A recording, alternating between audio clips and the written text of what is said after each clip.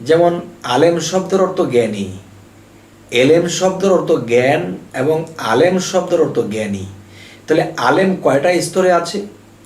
যেমন একটা স্তর মাদ্রাসায় লেখাপড়া করেছে, আরও একজন মাওলানা সাহেব তাকে সার্টিফিকেট দিলেন, এ হলো একটা সার্টিফিকেট। আরেকটা সার্টিফিকেট যে হযরত মুহাম্মদ সাল্লাল্লাহু আলাইহি সাল্লাম তিনিও কিন্তু শিক্ষিত হয়েছেন, কিন্তু তিনি যে মাদ্রাসায় পড়েছেন সেই মাদ্রাসার নাম কি? এই পৃথিবীর এমন কোনো ব্যক্তি তার মাদ্রাসার নাম বলতে পারবে না। তার মানে যদি কোনো মাদ্রাসা থাকতো তাহলে সেই মাদ্রাসার মধ্যে আরও একজন হুজুর মাওলানা তাকে শিক্ষা দিত, তাহলে বোঝা গেল তিনি এরকম কোনো মাদ্রাসায় লেখাপড়া করেননি, কিন্তু তবুও তিনি শিক্ষিত। জিবরাইল তার কাছে ওহির মাধ্যমে সর্বপ্রথম শোনাইছিল কি? যে সর্বপ্রথম আলাক সূরাটাকে শোনানো হয়েছিল এবং বোঝানো হয়েছিল। তিনি বলেছে আমি উম্মি আমি বুঝি না। যাই হোক, তাহলে সেখানে মাদ্রাসা নয়, সেখানে হেরা পর্বতের গুহায় তিনি সাধনায় ছিলেন বহু বৎসর।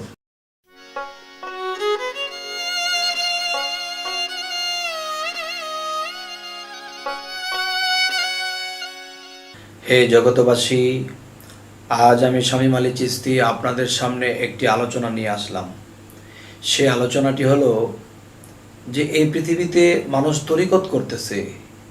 ইমুকে চিশতিয়া তরিকত ধরেছে, ইমুকে কাদরিয়া তরিকত ধরেছে, ইমুকে মুজাদ্দিদ তরিকতে আছে, বিভিন্ন মানুষে বিভিন্ন তরিকতে আছে। কিন্তু আজকে আমার কথা হলো যে এক একটা বিষয়ের এক একটা করে ক্লাস, যেমন 1 থেকে 5 পর্যন্ত একটা স্তর, আবার 5 থেকে ম্যাট্রিক পর্যন্ত একটা স্তর, ম্যাট্রিক থেকে বিএ পর্যন্ত, এবং এরপরে ইউনিভার্সিটি। তো এখন কথা হলো যে 4টা স্তর, তরিকত 4টা শ্রেষ্ঠ। তার মানে যে মুজাদ্দিদিয়া, নকশবন্দিয়া, চিশতিয়া এবং কাদরিয়া, তাহলে এই 4টা স্তরে 4টা ক্লাস আছে, বা 4টা স্তরে 4টা জিনিস বোঝার আছে। তো আজ আমার কথা হলো যে এইটা কোন স্তরের শিক্ষা। যেমন বলা হয় মানব দেহের ভিতরে যে আধ্যাত্মিক যখন একজন পীরের কাছে, একজন মুর্শিদের কাছে একটা ভক্ত যায়, তখন একটা স্তরে শিক্ষা দেওয়া হচ্ছে যে 14 কামান, 12 বুরুজ, এরপরে 8 মোতারি, 16 প্রহরী, এই যে দেহের মধ্যে কিছু আংশিক বিষয়, এগুলা শিক্ষা দেওয়া হচ্ছে। আচ্ছা, এটা হলো একটা স্তরের শিক্ষা। আরেকটা শিক্ষা হলো যে মানব দেহের ভিতরে যে আল্লাহ এমন কিছু সৃষ্টি করেছেন আর এমন কিছুই দিয়েছেন যে দেখা যায় একটা ফ্যান বা একটা মোবাইল কোন কোম্পানি এটাকে আবিষ্কার করলো এবং বাজারে ছাড়ার আগে তার ছিল ছাপ্পড় দিয়ে ছেড়ে দিল।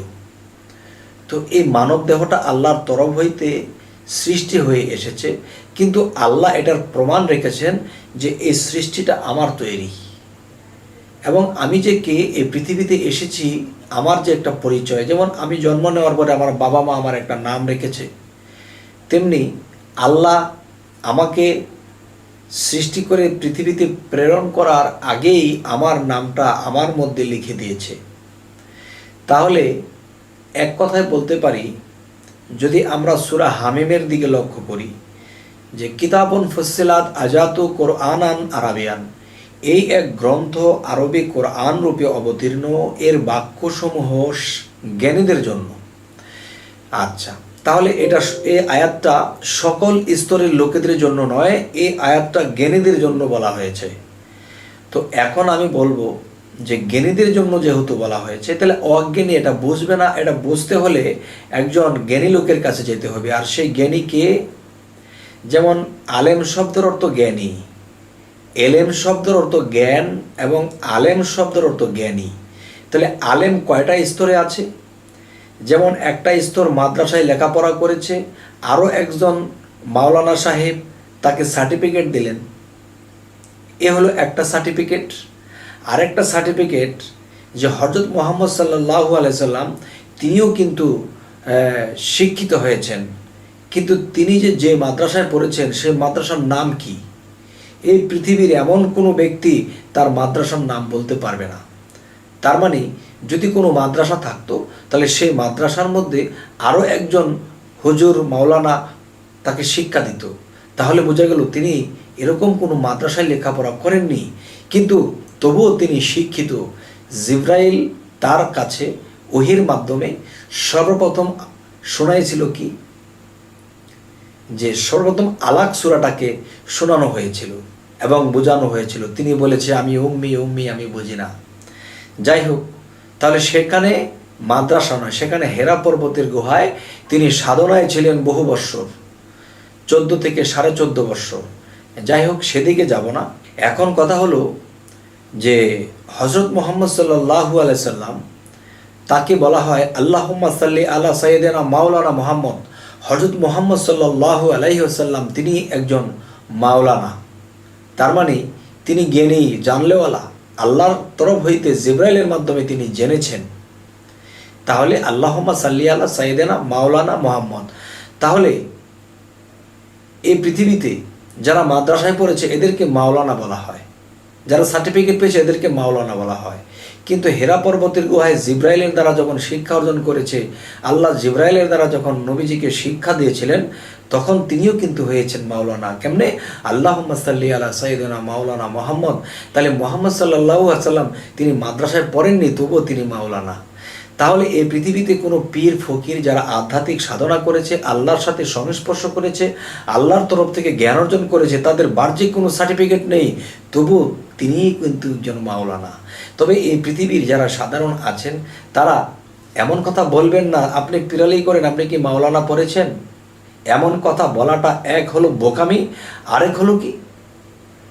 আরেক হলো তার মনে এবং জ্ঞানে এই জিনিস এখনো বোঝার বয়স হয়নি, তাই এমন কথা একজন পীর মাশায়েখকে বলে ফেলে। একজন পীরের সাথে আল্লাহর সম্পর্ক, তাই বলা হয়েছে পীরে আল্লাহ প্রাপ্ত বিষয় সত্য তত্ত্ববিধান পীরের কাছে। পীরে আল্লাহ প্রাপ্ত বিষয় সত্য তত্ত্ববিধান পীরের কাছে। তাহলে একজন মাওলানা যখন মাদ্রাসায় পড়ালেখা করে বের হয়েছে, তখন দেখা যায় তার একটা সার্টিফিকেট আছে, কিন্তু তিনি কিন্তু একটা আয়াত যদি না বোঝেন, আল্লাহর কাছ থেকে বোঝার সামর্থ্য নেই। কিন্তু একজন আল্লাহর আউলিয়া যোগ যোগ সাধন করার পরে আল্লাহর সাথে যখন সম্পর্ক হয়েছে, তখন একটা আয়াত যদি না বোঝা যায়, তখন যখন জিজ্ঞাসা করা হয়, হে আল্লাহ, আপনার এই আয়াতটা বুঝতে পারিনি, দয়া করে যদি আপনি বোঝাতেন, তখন আল্লাহ যে কোনো একটা কৌশলে হোক, তার সাথে যেহেতু আল্লাহর রুহানি সম্পর্ক আছে, তখন আল্লাহ তাকে এই আয়াতটা বোঝার জন্য একটা কৌশল, একটা কিছু অবলম্বন করে তাকে বুঝিয়ে দেন। যাই হোক, আজকের যে কথাবার্তাগুলো, যে দেহতত্ত্বের মধ্যে কেউ বুঝতেছে 16 প্রহরী, আত্মতারী, 14 কামান, এরকমভাবে, কিন্তু এটাও জানা আছে ইনশাল্লাহ, তাই বলেছি। তো আরও একটি শিক্ষা আছে যে আল্লাহ এই পৃথিবীতে মানব জাতিদেরকে প্রেরণ করার আগে আল্লাহর পরিচয়পত্র, নিজের পরিচয়পত্র এবং শয়তানের পরিচয়পত্র, এই দেহটাকে গঠন করেছে, দেহটাকে তৈরি করেছে, তার পরিচয়পত্র নিয়ে এই পৃথিবীতে জন্ম নেওয়া হয়েছে। তবে যদি আমরা কখনো কোনো মুর্শিদের কাছে বায়াত গ্রহণ করি, তাহলে এই জিনিসগুলো আমাদের জানতে হবে, জেনে এরপরে বায়াত গ্রহণ করব। তাহলে আমরা ইহকাল পরকাল কোনো জায়গায় আটকা পড়বো না ইনশাল্লাহ। হে জগতবাসী, আজ এই কথাগুলো বলে রাখছি, সকলেই ভালো থাকবেন। আল্লাহ হাফিজ।